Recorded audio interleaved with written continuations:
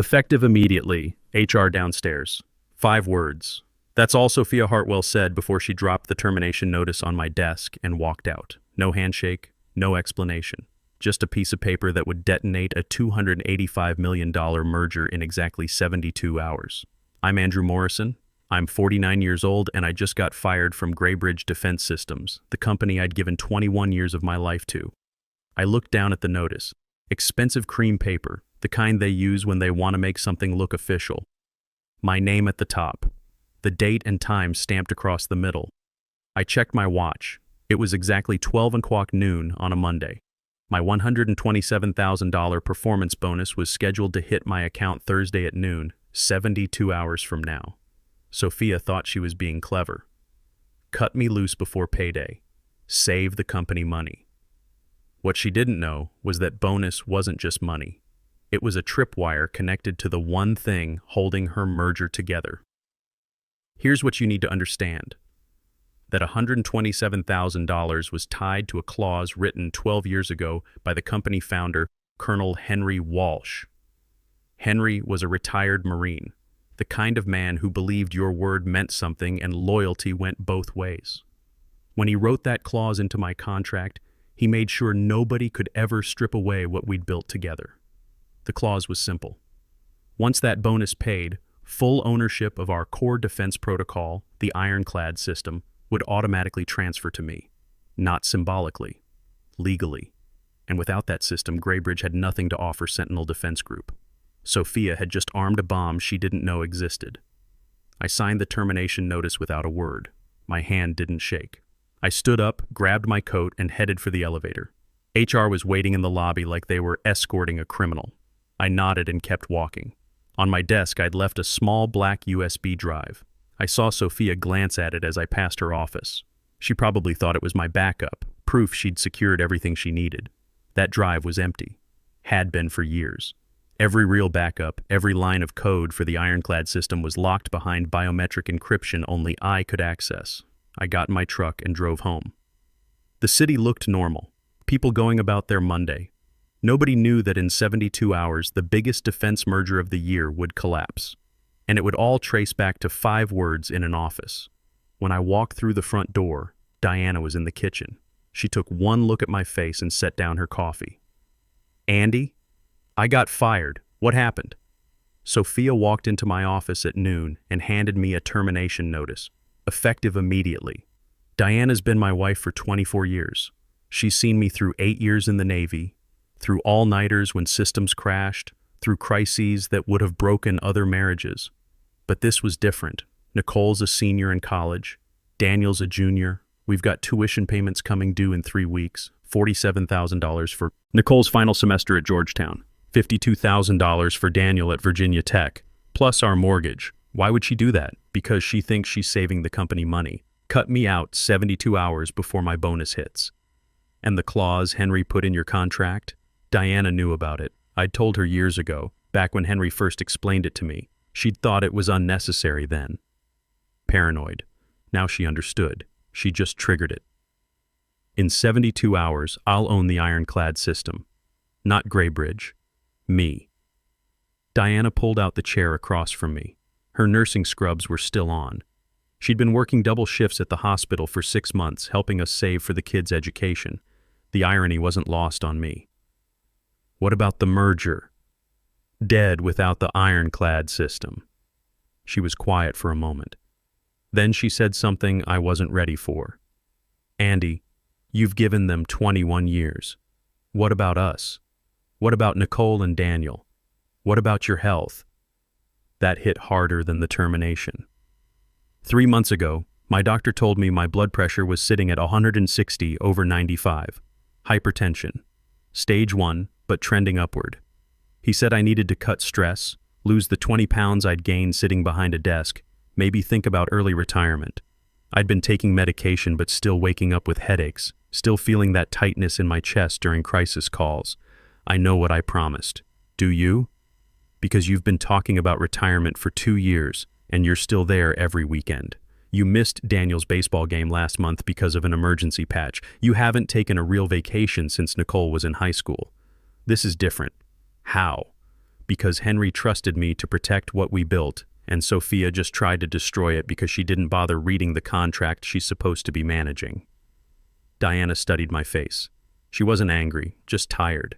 The kind of tired that comes from watching someone you love slowly burn themselves out for people who don't appreciate the sacrifice. Then finish it. But when this is over, we're going to Montana. No arguments, no phone calls, no emergencies that can't wait. Deal. I went upstairs to my home office and powered up my workstation. 3 monitors flickered to life. On the center screen, I opened a program I'd written years ago. A countdown clock appeared. Red numbers ticking down. 71 hours, 58 minutes, 42 seconds. The game had begun.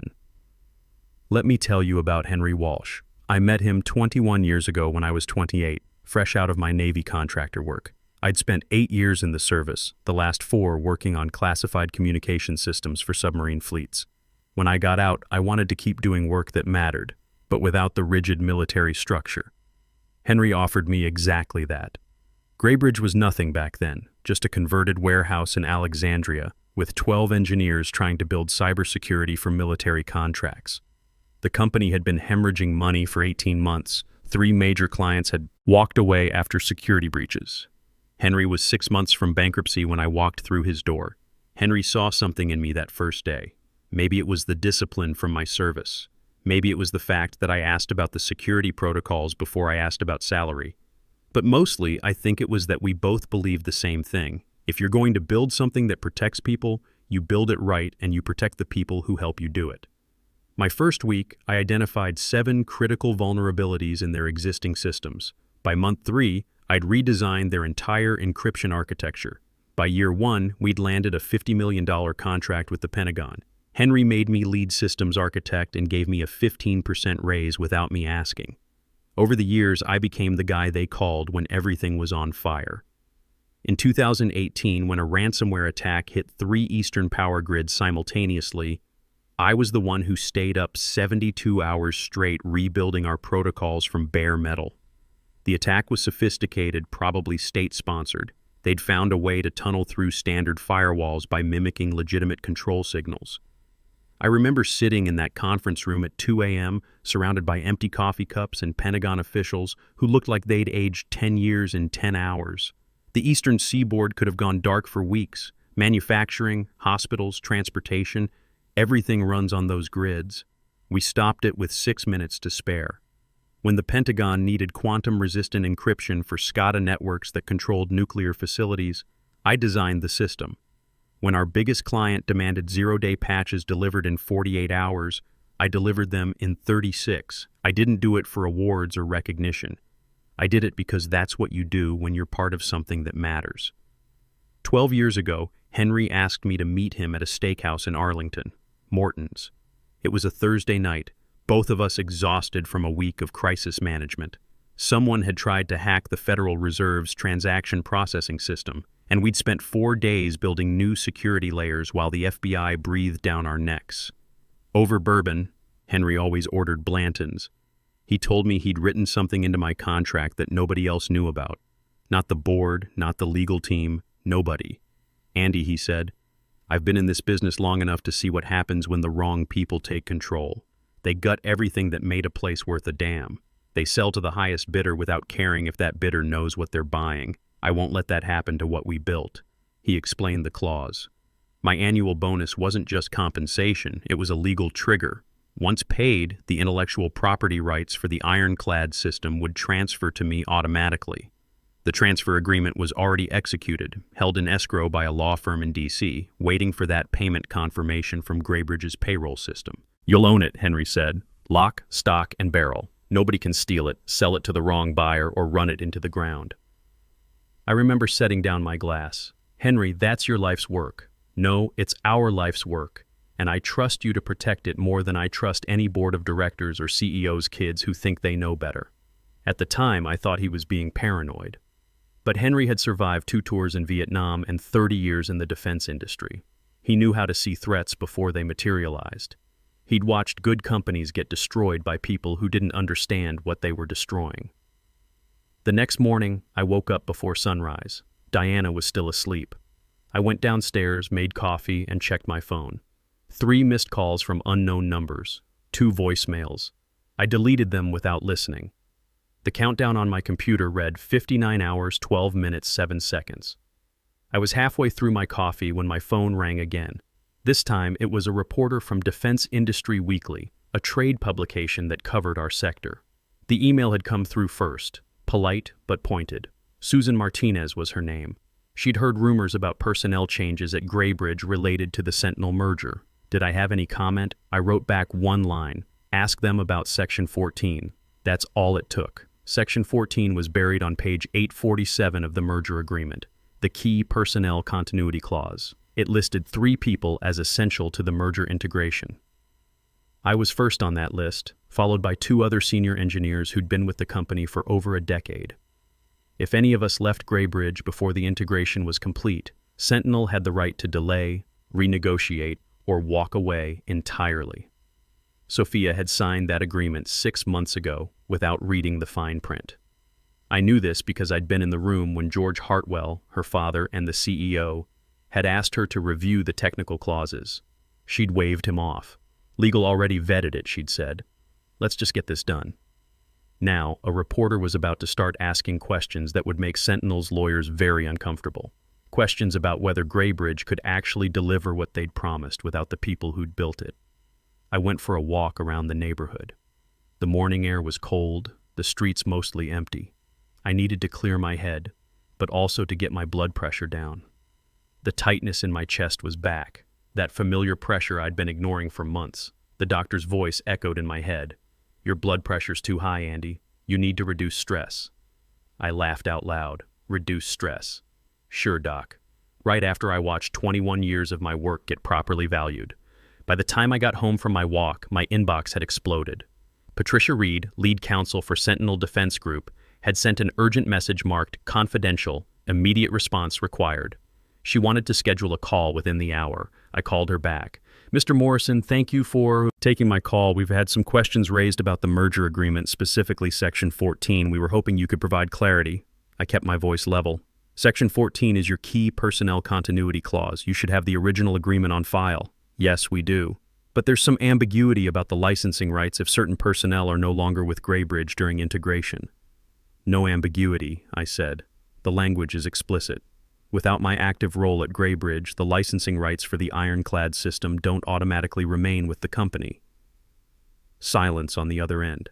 I could hear papers shuffling, probably her legal team frantically reviewing documents in the background.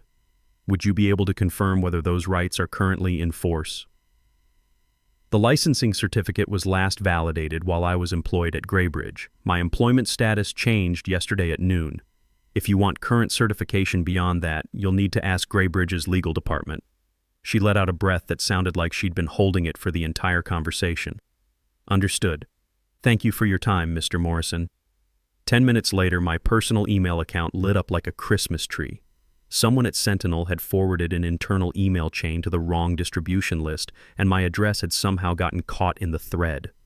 The entire conversation was there, laid out in corporate legal language that might as well have been a countdown to Sophia's career death. Patricia had sent an urgent request to Graybridge's legal team demanding immediate proof of ownership for the ironclad system. Her email was direct. As per Section 14 of the merger agreement, the absence of Andrew Morrison from Graybridge employment raises substantial questions about licensing validity. Please provide current certification showing active, uncontested ownership of all intellectual property central to the proposed integration. The forwarded chain also showed that Stephen Brooks, one of Graybridge's board directors, was now copied on everything. Stephen was the pragmatic one, the guy who actually read contracts and asked uncomfortable questions. He'd been with the company since before Henry's time, back when it was just a startup bleeding money. He'd be asking questions Sophia couldn't answer. But what really caught my attention was the timestamp. Patricia's email had been sent at 9:47 a.m. By 10:15, it had been escalated to Graybridge's CEO, George Hartwell. By 10:30, an emergency board meeting had been called for 2 p.m. that afternoon. I closed my laptop and didn't forward the email to anyone. The less I actively participated, the more they'd scramble to figure out what was happening. That afternoon, my phone rang. Jason Torres, one of our senior engineers. I'd been training Jason for 3 years, teaching him Not just the technical work, but how to think like a systems architect. He was 32, sharp as a blade, and had the kind of work ethic that reminded me of myself at his age. "Mr. Morrison, I wanted you to know what just happened. I'm listening." Sophia called me into her office an hour ago. She offered me VP of Engineering, effective immediately. $200,000 salary, full benefits, stock options. I waited. Jason had a way of building up to his point. I told her I needed to think about it. Then she started asking about the ironclad system backups, where you kept the encryption keys, how the licensing worked, whether I had access to the source code repositories. And I told her the truth. That system is locked down tighter than Fort Knox. Everything requires biometric verification tied to your personal credentials. Even if I had administrative access, which I don't, I couldn't touch the core protocols without you physically being there to authenticate. What did she say to that?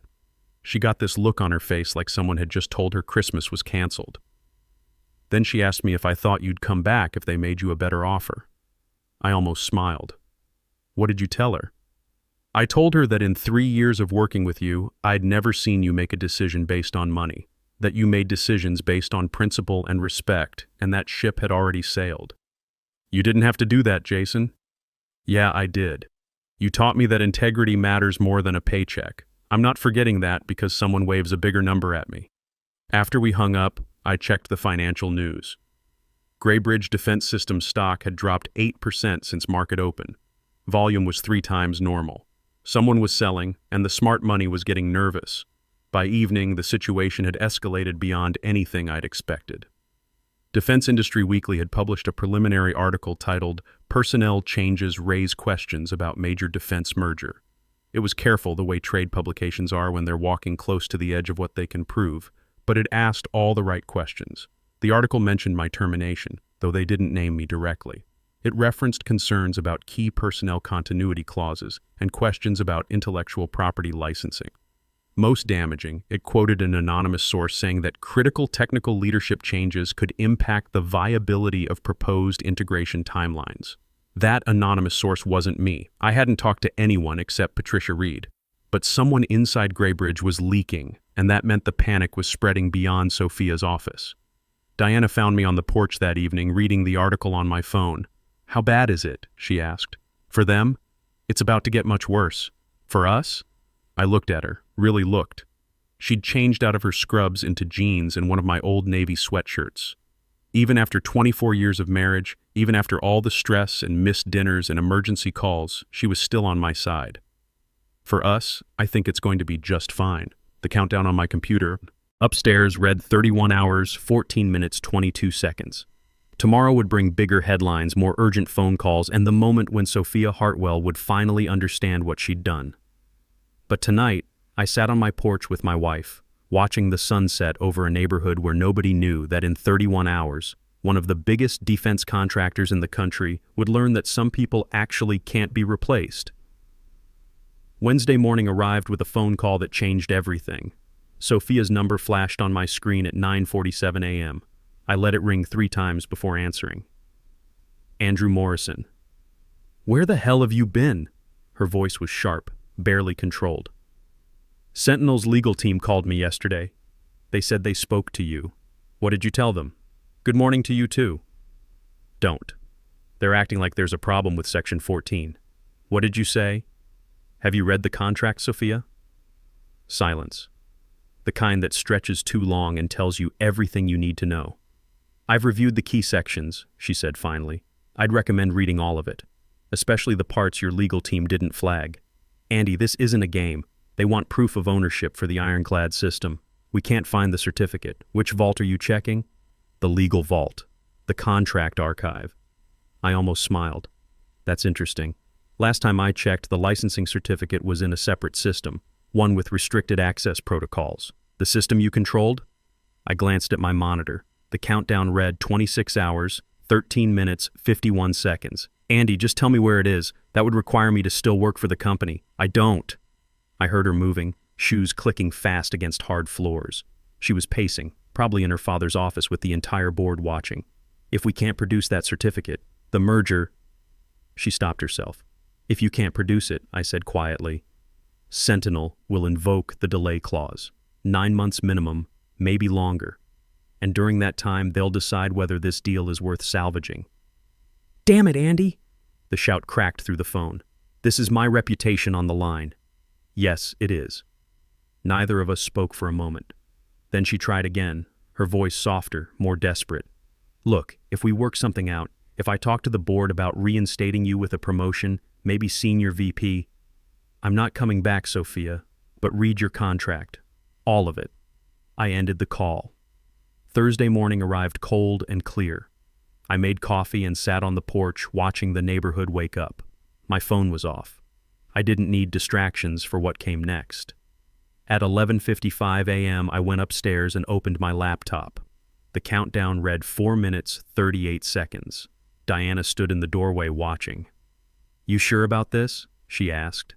Yeah, I'm sure. The numbers ticked down. 3 minutes, 2 minutes, 1 minute. At exactly 12 o'clock noon, the screen flashed. Transfer complete. No alarms, no fanfare, just a simple notification and a PDF that appeared on screen. I opened it. The licensing certificate for the Ironclad protocol, updated automatically. Owner, Andrew Morrison. 21 years of work, now mine. My phone started buzzing immediately. I turned it back on to find 47 missed calls and a voicemail box that was completely full. But there was one call I was expecting. Christopher Kane, CEO of Sentinel Defense Group. Mr. Morrison, I wanted to inform you personally.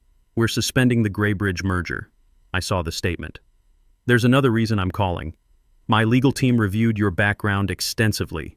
21 years at Graybridge, primary architect on every major DoD contract they've won. The Ironclad system's success is clearly tied to you personally, not the company structure. I waited. We drafted an alternative proposal, a direct partnership between Sentinel and you personally, through your own consulting entity. Are you interested? I'd need to review the terms. I'll send it within the hour. Mr. Morrison, I'll be direct. We need someone we can trust with critical infrastructure protection. Based on everything we've learned this week, that's you, not Graybridge. The news broke fast. Sentinel Defense Group announces exclusive partnership with Morrison Defense Solutions. The press release was straightforward. Sentinel is pleased to confirm a strategic partnership with Andrew Morrison for the continued development and deployment of advanced cybersecurity protocols. No mention of Graybridge. No mention of Sophia. Just my name and the system I'd built. By market close, Graybridge stock had fallen 31% from Monday's opening. Financial networks were calling it one of the worst merger collapses in defense industry history. One headline read, how a $127K bonus clause destroyed a $285 million deal. Stephen Brooks called that evening. Andy, I won't take much of your time. I just wanted to say I'm sorry. We should have protected you better. Henry would have been ashamed of how this went down. Henry built the protection I needed 12 years ago. He knew what could happen. For what it's worth, Sophia's no longer with the company. The board asked for her resignation this morning. 6 weeks later, Diana and I were standing on a dock in Montana watching the sun set over a lake so still it looked like glass. We'd rented a cabin for a month. No cell service, nothing but water and trees and silence. You did it, she said. We did it. I couldn't have made it through without you. Jason had taken over day-to-day operations of Morrison Defense Solutions. The Sentinel contract was worth $8.5 million over 3 years, and we already had 2 other major clients interested. But that was Jason's problem now. I was fishing. So what's next? Diana asked. Now I remember what it's like to just exist without a crisis hanging over my head. I teach Jason and the team everything I know, and in 3 years I'm done for good. Diana smiled. I'm holding you to that. My granddaughter Emma, Nicole's 8-year-old, came running down the dock. She'd been trying to tie fishing knots all afternoon. Grandpa, I did it! Look! She showed me a perfect improved clinch knot, the same one Henry had taught me 30 years ago. I watched her face light up with pride and realized something important. This was what 21 years of work had really been about. Not the contracts or the systems or the recognition. It was about building something that would last. Something that would protect the people who mattered. 72 hours. That's all it took to change everything. Sophia thought she was cutting costs. What she did was hand me my future and prove that competence, loyalty, and doing the work right actually matters. I'm 49 years old. I've got 3 years of consulting left, then I'm done. And somewhere in Virginia, there's a boardroom that learned the hard way that some people can't be replaced. Not because they're irreplaceable, but because they earned it.